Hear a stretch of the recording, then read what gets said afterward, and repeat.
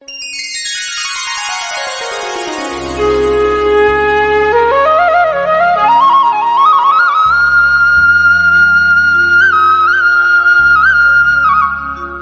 बार की बात है, एक राजा था। उसका एक बड़ा सा राज्य था।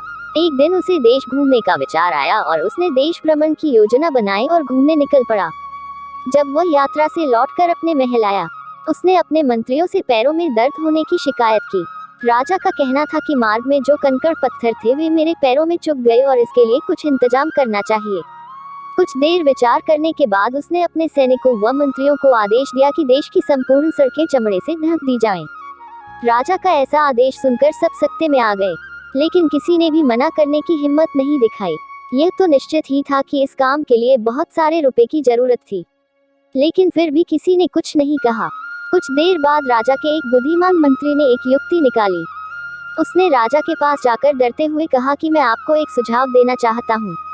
अगर आप इतने रुपयों को अनावश्यक रूप से बर्बाद न करना चाहें तो एक अच्छी तरकीब मेरे पास है, जिससे आपका काम भी हो जाएगा और अनावश्यक रुपयों की बर्बादी भी बच जाएगी। राजा आश्चर्यचकित था, क्योंकि पहली बार किसी ने उसकी आज्ञा न मानने की बात कही थी। उसने कहा, बताओ क्या सुझाव है। मंत्री ने कहा कि पूरे देश की सड़कों को चमड़े से ढकने के बजाय आप चमड़े के एक टुकड़े का उपयोग कर अपने पैरों को ही क्यों नहीं ढक लेते।